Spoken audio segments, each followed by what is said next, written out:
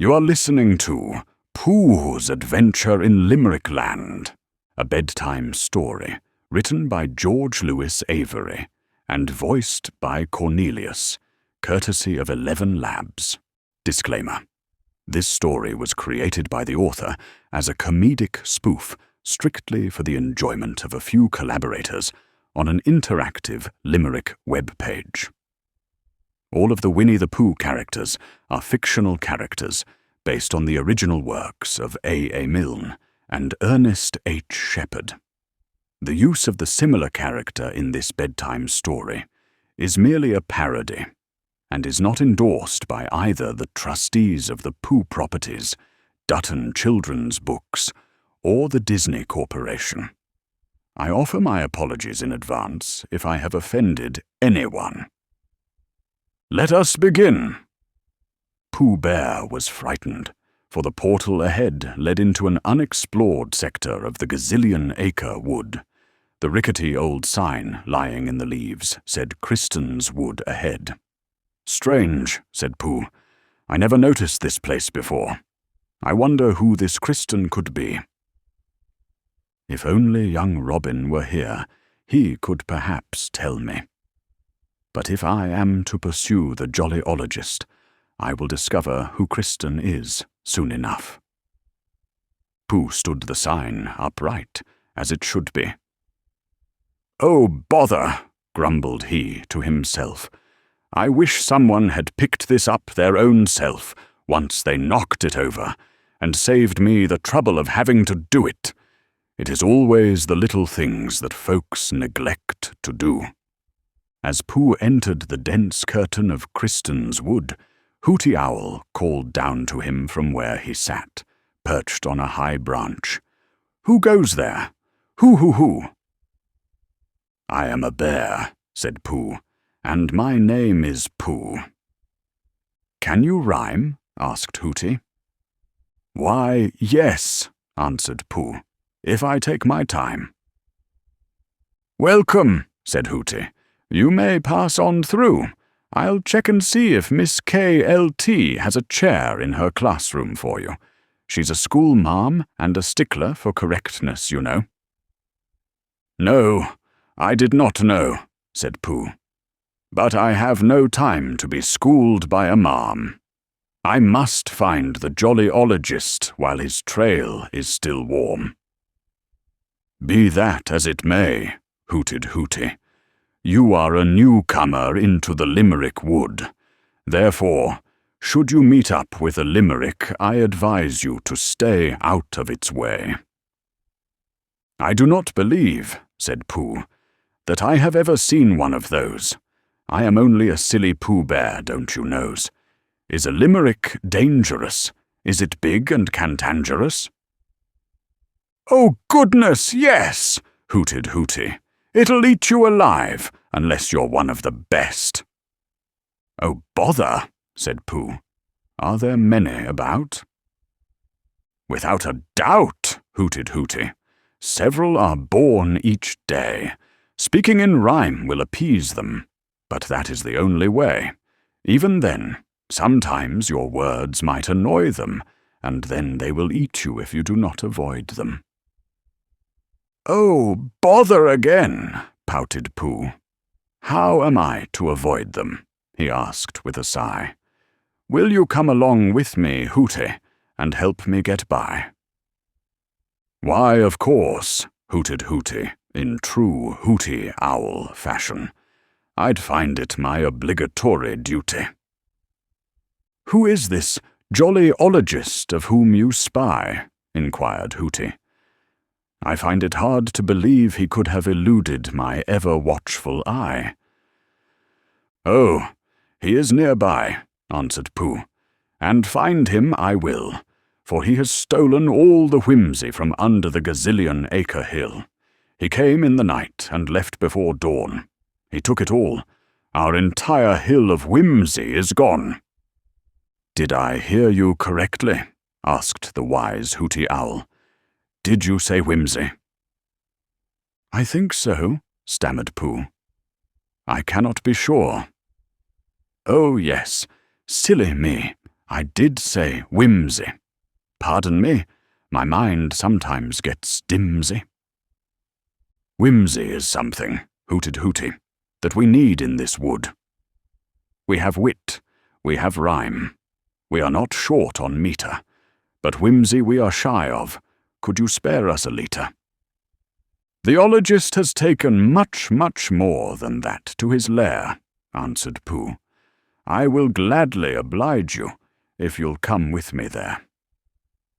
Let us stop by the classroom, hooted Hooty, and talk with Miss T. When she hears of this good news, she'll most likely. Tee-hee-hee. Can you rhyme? Asked Miss T. I can, answered Pooh, if given the time. Are you learned? Asked Miss T. Are you a veteran of schools? Do you know what an anapest is? Do you follow the rules? An anapest, pondered Pooh. Is it a rabbit, a piglet, a gopher, or roo? Ha ha, laughed Little Dancer. I thought so too. Perhaps he thinks, quipped up little Tige Macaw, that he's a Shakespeare clone. Maybe he prefers to talk in Elizabethan sonnet form. He's cute, whispered little Mayfly. He makes me all warm. What is your name? Asked little Canuck 7. Are you Eric Clapton? It's obvious he's of low birth, volunteered proud little young king. He isn't nobility. He's what I'd call common. He sure isn't no Scot, snooted wee Bonnie Macaw. Or he'd be wearing a kilt. Whoopsie! Cried out Michelangelo, leaping up at his desk. My colourful painter's palette just spilt. Said Rosie. He's got potential. He's got a quick wit, said young Dark Dane, and that is essential. His name is Pooh Bear, hooted the Owl Hooty. He brings us a new weapon to aid us in battle. We can now appease the limericks loaded with whimsy in our prattle. Did I hear you correctly? Exclaimed Miss T. Whimsy? Goodness, class, I must go take a powder. Mind yourselves, and I'll be back directly. Yes, explained Pooh. I can provide you with whimsy, just as Master Hooty reported. But first I must find the jolly ologist, for he has it all hoarded. I'll come along with you, volunteered young six-shooter. I carry twin pistols and am loaded for bear.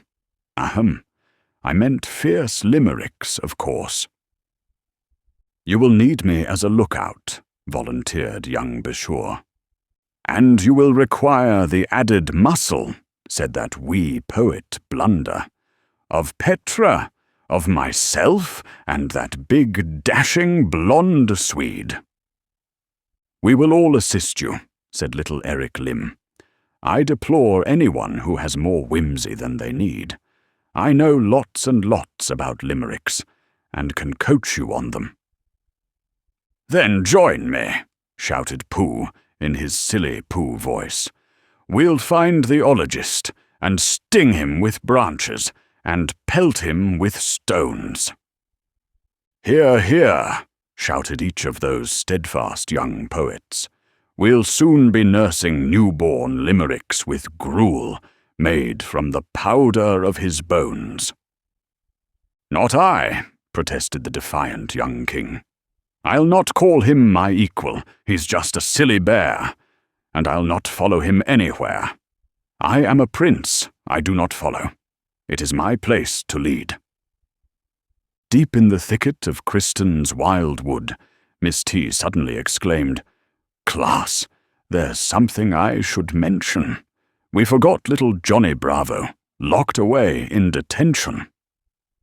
It serves him right, hooted the Owl Hooty, for that foul language he's used. Out here in the wood, he'd only get eaten by one of the limericks he's abused.